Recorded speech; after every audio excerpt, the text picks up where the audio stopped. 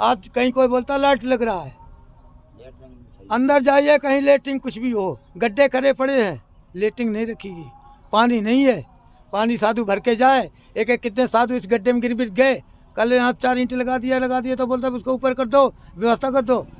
बात नहीं है, संतों को मराने का चांस था ये प्लान कि जो ऐसे संत है उनको मरा दो। नहीं तो इतना प्रशासन ये वहाँ हुआ क्या, जो इसके पास तुम्हारे जैसे जवान था उसने संत की रक्षा किया, नहीं तो संत को वहाँ पता भी नहीं था। गाड़ी जो रोड में होते हैं लक्कड़ मारो, कौन सी सरकार है, होगा कोई भी सरकार, हमारा सरकार है राजा राम। हम किसी को नहीं मानता हूँ, राजा राम को मानता हूँ, इसीलिए ऐसे हमको नहीं मिला। नहीं साला कुत्ते बिल्ली पालने वाले, झाड़ू लगाने वाले, फुटपाथ बेचने वाले, ढोन धतूरा करने वाले हमको 92 से खड़े हुए, उनके लिए जगह है। दोस्तों नमस्कार। सनातन संस्कृति का नाम आते ही जहन में नाम आता है ब्रह्मा विष्णु और महेश का। कुंभ का नाम आते ही जहन में नाम आता है प्रयागराज का, उज्जैन का, हरिद्वार का और नासिक का। आपने देखा कि 14 तारीख को अमृत स्नान हुआ, तकरीबन 3.5 करोड़ लोगों ने स्नान किए।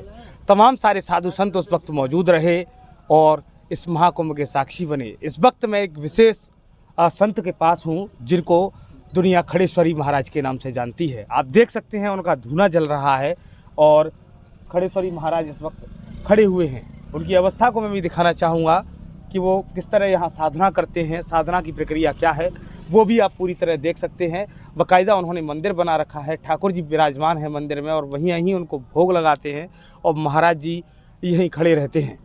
मैं महाराज जी के पास चलता हूँ। पूज्य महाराज श्री, इस बार महाकुंभ हुआ, 144 वर्ष बाद ये योग बना, कैसा रहा ये कुंभ? बहुत अच्छा, बहुत सुंदर। महाराज श्री, आपके बारे में कई सारी वीडियो वायरल हो रही हैं कि आप खड़ेश्वरी संत हैं। ये खड़े रहने का विचार, इस प्रकार का हठ योग कैसे आया आपके दिमाग में? शुभ काम कोई गिर गया हो और उस उठाने में क्या कोई सोच विचार होता है? अभी हम आप गिर जाए, अभी आपका उठाने में कोई विचार करिए किस लिए होते? गिरे हुए को उठाना, खड़ा होगा तभी तो उठाएगा। बिल्कुल। गिरे हुए को कौन उठाएगा? जो खड़ा होगा। मेरा एक संकल्प है कि क्या गिरा, हमारा जो अखंड भारत था वो सब हो गया, उसके लिए कर रहा हूँ। अखंड भारत के लिए आप ये कर रहे हैं? अखंड भारत के लिए कर रहा हूँ, देश के लिए। अखंड भारत में जहाँ तक 20 नख वाला है, विश्व का कल्याण। जहाँ तक 20 नख है वो अखंड भारत है, खाली एक अखंड भारत जहाँ तक 20 नख है। ओम नाम परमात्मा पूर्ण विश्वाबीस, आदि पुरुष अचलित अमर तुम्हें नभाऊं शीश। वो आदि अचल अमर है, इसलिए पूरे विश्व का कल्याण। 20 जहाँ तक 20 नख है वही अखंड भारत है, उसके तपस्या कर रहा हूँ। क्यों? तब से सब कुछ लगा हुआ है। जो भी संसार में है, आप भी बगैर तब के बगैर घर से निकलेंगे तो भगवान का 5 नाम लेंगे, वो तपस्या है। किसी को कुछ करेंगे वो तपस्या है, तब से ही सब काम होता है। जो भी काम है वो तब से अलावा कुछ नहीं। पूजा पद्धति, किसी को प्रणाम करना वो भी तपस्या ही है, किसी को झुकना वो भी तपस्या है। महाराज जी, जैसे आप रात्रि में जब आपका विश्राम होता है तो विश्राम की किस प्रकार की अवस्थाएं आपकी होती हैं? क्या आप इसी प्रकार खड़े रहते हैं? जैसे अभी देख रहे हैं आप, बस इसी अवस्था में रहता हूँ। थोड़ा ऐसे इधर कर लिया बस, इसके अलावा कुछ नहीं। अपना क्या है, हम शयन करता हूँ, नारायण शयन करता हूँ, सोता नहीं। शयन करते हैं प्रभु की गोद में? प्रभु को गोद में लेके शयन किसमें करता हूँ? ना यहाँ प्रभु है ना कुछ है। निंदा, शयन निंदा की गोद में जाता हूँ, शयन निंदा, शयन निद्रा की गोद में। हाँ, और मैं किसी की नहीं, हम प्रभु को पहचाना नहीं, मैं किसी को देखा नहीं। मगर इतना जानता, नींद आती है तो माँ ठोक ठोक सुलाती, इसलिए ये शयन निंदा है। उसकी गोद में वो लेती है तभी नींद आती है। जैसे माँ के गोद में बच्चा जाता नींद आ जाती है, इसी सोता हूँ कि उसके गोद में आने से नींद आती है। तो शयन वही माता है, उसी गोद में नींद आती है, दूसरे को नींद आ ही नहीं सकती। प्रभु को मैं जानता नहीं। क्यों? प्रभु हमको जानना हो तो वो देख सकता, मेरी आंखें ही नहीं उसको देखने के लिए। वो देखना चाहे देख सकता है, मेरे ऐसे कान नहीं उसकी आवाज़ सुन लूँ, वो मेरी आवाज़ सुन सकता है। महाराज जी, एक चीज़ इस कुंभ में और देखने को मिल रही है कि तमाम सारे जो IITian हैं और बड़े बड़े इंजीनियर हैं वो अपनी नौकरी छोड़कर आ रहे हैं और कुंभ में साधु बन रहे हैं। कुछ एक हीरोइनें आ गई हैं। तो क्या आप मानते हैं कि जिस तरह इंद्रलोक में जब इंद्रजीत संतों की तपस्या को भंग करने के लिए भेज देते थे, तो इसी प्रकार ये संतों की तपस्या को भंग करने के लिए आई हैं? फालतू की विचारधारा, यहाँ विचारधारा को पहले बनाओ। यहाँ कोई किसी बिगाड़ने के लिए नहीं आता।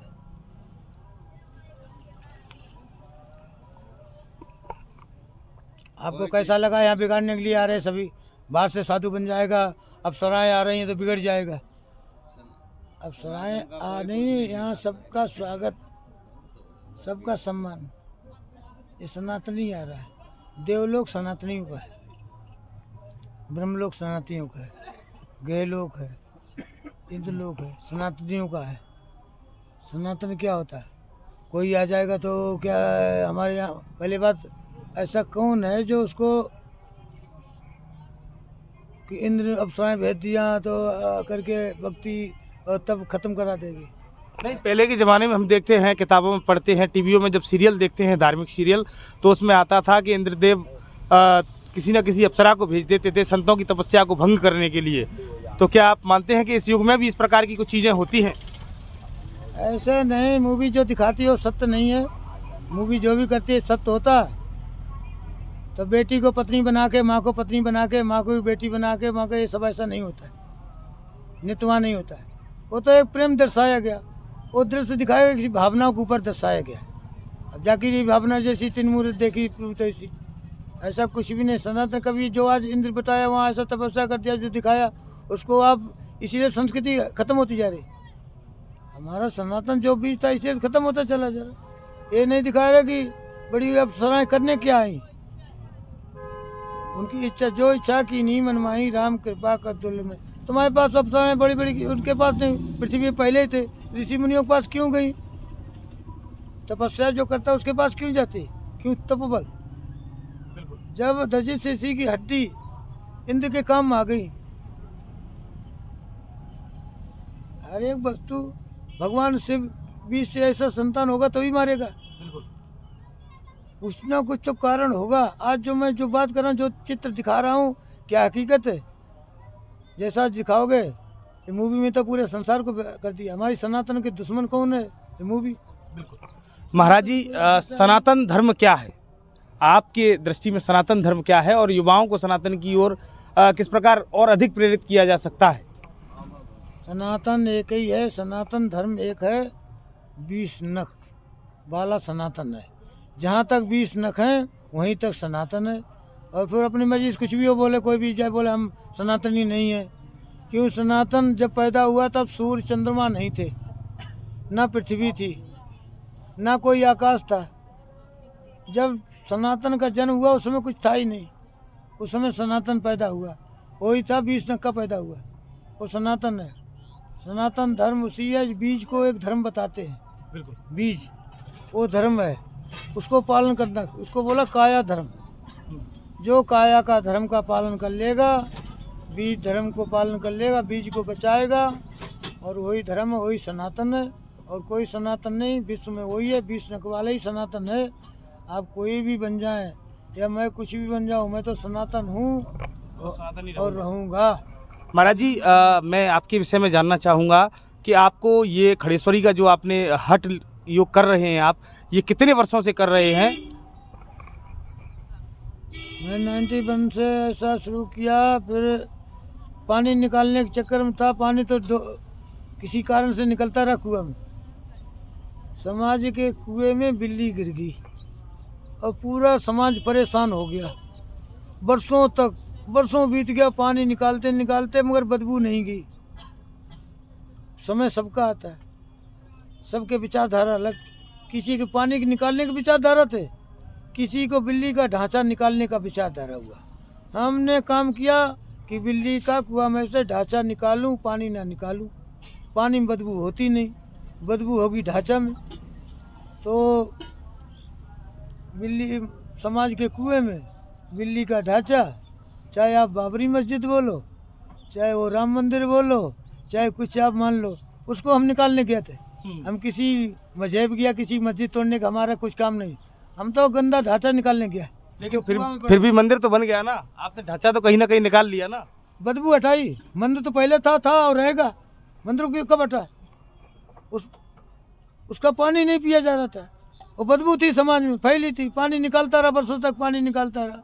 वो पानी नहीं निकला, ढांचा निकला। हुआ वही है, समाज वही है। वो ढांचा निकला, पानी स्वच्छ हो गया। और उसमें कुछ नहीं, मेरा जितना काम था उस समय से आज तक 92 से आज तक वहाँ गया नहीं। ना अयोध्या गया, ना वहाँ पूरा फैजाबाद अयोध्या जिला मैं आज तक वहाँ पैर नहीं रखा है। काशी में जाके 2006 में संकल्प लिया, काशी नहीं जा रहा हूँ। मथुरा में संकल्प लेके आए, मथुरा नहीं जा रहा हूँ। अब पूज्य श्री आप कहाँ रहते हैं? हम ऐसे विचरण करता रहता हूँ। वही वर्तमान में हरिद्वार से आया हूँ। कुंभ में गया तो 4 साल वहीं रुक गया, कुंभ में ही। अभी आप हरिद्वार से आ रहे हैं? हरिद्वार से हरिद्वार नीलधारा में किस जगह आपका आश्रम है? हम बैरागी कैंप नीलधारा पे, अच्छा, कनकल में वहीं गंगा किनारे माता जी के किनारे रह रहा हूँ। पर यहाँ जो मैंने कभी नहीं देखा वो इधर पहली बार कुंभ ऐसा हुआ। कितने कुंभ मैं भी कर चुका हूँ। महाराज आपने तमाम सारे कुंभ किए जीवन में अपने में, लेकिन इस कुंभ में आप क्या अलग देखते हैं? इस कुंभ में जो कभी देखा नहीं वो देखने को मिला। क्या? जो जीवन रहेगा तो याद करूँगा, ऐसा देखने को मिला। और भूल भी सकते। मैंने ऐसा याद ही रखा, ऐसा किया जो कभी भुला नहीं सकता हूँ। ना वो दृश्य भुला सकता, ना वो चित्र जो गुजरा वो भी नहीं भुला सकता हूँ। हमारे महाराज जी कैसे गए हैं, बुजुर्ग संत, वो कैसे लेके गए, जो कभी नहीं हुआ। जिसके लिए स्नान की व्यवस्था, जहाँ साधन, आप तो भेड़ बकरी भी नहीं होगा। ऊपर लाइटें जल रही, जो बोला सब कुछ देख रही है। ऊपर दृश्य देखो, साधुओं के साथ हो क्या रहा। ये फूल नहीं बरसा रहा, ये लाल रंग बरसाया जाता। साधु, कितने साधु पता नहीं क्या हो जाता कल। वो तो हनुमान जी महाराज हैं, जो साधु संत के तुम रखवारे, असुर निकंदन राम दुलारे। नहीं तो बुजुर्ग 100 वर्ष के, 80 साल के साधु, 100 साल के, 70 साल के साधु, उनके साथ क्या हुआ? उनकी आत्मा साक्षी है, गंगा मैया साक्षी है, प्रकृति साक्षी है। सब अंधा नहीं है। हमारे आंख बंद करने सब अंधा नहीं हो जाएगा। आप कल वहाँ देखते हैं मीडिया, क्या पूरा सब दुनिया ने देखा होगा कि साधु की दशा कैसी, साधु घाट पे कैसा भेजा गया। ऐसा तो भेड़ बकरी भी नहीं, कुत्ते भी नहीं, कुछ भी होगा। ऐसा तो मैंने अत्याचार ऐसा होता देखा नहीं। जो साधु की दशा क्या, जहाँ अंगूठा नहीं रख सकते वहाँ आदमी कैसे खड़ा होगा। जिसके पैर के अंगूठे रखते जा रहे, उसको लेके जा रहे, बगैर धक्के में जा रहा। क्या कहीं ना कहीं आप मानते हैं कि सरकार की अव्यवस्था है? अन्य कुंभों में जो व्यवस्था होती थी, बैरिकेडर्स लगाए जाते थे, संतों के लिए एक विशेष घाट बनाए जाते थे जहां संत स्नान करते थे, और यहाँ की सरकार उस तरह की व्यवस्था नहीं कर पाई। संत और आमजन एक साथ स्नान कर रहे थे, इससे कहीं ना कहीं संतों की आत्मा आहत है। संतों का आत्मा आहत नहीं है, संतों को मराने का था ये प्लान कि जो ऐसे संत है उनको मरा दो। नहीं तो इतना प्रशासन, ये वहाँ हुआ क्या? जो इसके पास तुम्हारे जैसे जवान था उसने संत की रक्षा किया। नहीं तो संत को वहाँ पता भी नहीं था। गाड़ी जो रोड होते हैं उनके कुछ भी नहीं मिलता, कोई भी निशानी नहीं मिलती। वो कहाँ गया चितड़ उसके वो घाट पे। जो संतों के साथ हुआ वो क्या हुआ, ये कौन कर रहा है, क्यों कर रहा है, वो साक्षी है। आने वाला समय सब साक्षी बताएगा। संतों को क्या व्यवहार दिया। आज अंदर जाइए, आज कहीं कोई बोलता लाइट लग रहा है, अंदर जाइए कहीं लेटरिन कुछ भी हो, गड्ढे करे पड़े हैं, लेटरिन नहीं रखीगी। पानी नहीं है, पानी साधु भर के जाए। एक एक कितने साधु इस गड्ढे में गिर गए। कल यहाँ 4 ईंट लगा दिया तो बोलता उसको ऊपर कर दो, व्यवस्था कर दो। तो लेकिन सरकार तो बाबा जी 6,000 करोड़ रुपए का बजट खर्च करके अपनी पीठ थपथपा रही है कि हमने संतों के लिए विशेष इंतजाम किए हैं। चाहे छोटे अखाड़े हों या बड़े खालसे हों। नाना लक्कड़ मारो, कौन सी सरकार है? होगा कोई भी सरकार, हमारा सरकार है राजा राम। हम किसी को नहीं मानता हूँ, राजा राम को मानता हूँ, इसीलिए ऐसे हमको नहीं मिला। नहीं सालों, कुत्ते बिल्ली पालने वाले, झाड़ू लगाने वाले, फुटपाथ बेचने वाले, ढोन ढटूरा करने वाले हमको 92 से खड़े हुए। उनके लिए जगह है, हमारे लिए जगह नहीं। उनके लिए फुल व्यवस्था, हमारे लिए व्यवस्था नहीं। हमारे पूरे काम में क्या व्यवस्था है? एक पानी का आज तक व्यवस्था नहीं। यहाँ जो आता है उसको पानी पिलाता हूँ खरीद करके, लकड़ी खरीद लाऊँ, ये चांदनी खरीद लाऊँ। यहाँ झाड़ू लगाता उसको बोलो डिब्बा लाओ, यहाँ सामने झाड़ू लगवाता उसको पैसा दूँ, तब वो यहाँ झाड़ू उठाएगा। यानी महाराज जी आपने जो टेंट लगाया है, यहाँ जो व्यवस्थाएं हैं वो आपने स्वयं की जेब से की हैं, सरकार की तरफ से कुछ भी व्यवस्था नहीं मिली आपको? यहाँ मैं झाड़ू लगवाता हूँ, उसका पैसा देता हूँ। यहाँ कचरा रखने वाली पेटी मंगाए तो उसको 100 रुपया 200 रुपया दे करके दूसरा उठा ले जाता, उसको बोला 100 रुपया दो तो हम रख देता हूँ। हम 100 रुपया बार बार दूँ, डिब्बा रखवाऊँ, 1000 आदमी है, 1000 को मैं चाय पिलाता हूँ। गंगा मैया जो है वो पिलाती है, हम क्या पिलाएंगे? और माता जी ने जो दिया है यहाँ आता है वो पिलाता हूँ। मेरे पास कुछ है नहीं, मेरा शरीर भी नहीं, जो आता है उसको जो भी बनता उसी उल्टा तेरा तुझको अर्पण क्या लगे मेरे। पर यहाँ आप देखिए, घूम आंखों से देखिए, तुम्हारे पास कैमरा है, कोई भी साधन हो, किसी तरह का साधन हो, मैं खड़े से ही साधु क्या लेटिंग क्या रोड में कहाँ तक जाऊँ? रात में कहाँ जाऊँ? रात में कहीं भी चला जाओ, नाले किनारे, दिन में कहाँ जाऊँ? तो आप देख सकते हैं, आप मेरे पीछे देखिए, ये खड़ेश्वरी संत हैं और बरसों से यहाँ तपस्या कर रहे हैं। एक तरफ सरकार हजारों करोड़ रुपए खर्च करने के अपनी पीठ थपथपाने का दावा कर रही है, वही एक संत की एक यात्रा से गुजर रहे हैं और सरकार ने उनका कहना है और सीधे आरोप हैं कि सरकार ने गड्ढे तो खोद दिए लेकिन वहाँ इंतजाम नहीं किया। रात को लेटरिन के लिए गड्ढे खोदे, लेटरिन नहीं है, संत गिर जा रहे हैं, कचरे के पैसे देने पड़ रहे हैं। आखिरकार किस प्रकार का कुंभ है? आखिरकार कहाँ गया वो 6 करोड़ रुपए का बजट? मैं अन्य लोगों से भी बात करूंगा, हम दिखाएंगे आपको पूरा सच, जो मीडिया सच नहीं दिखा रहा, लेकिन सोशल मीडिया पर हम आपको पूरा सच दिखाएंगे। इस महाकुंभ का हम कैमरा लेकर के जाएंगे और बाबा जी से और भी सवाल करेंगे और सारी चीज़ों को दिखाएंगे।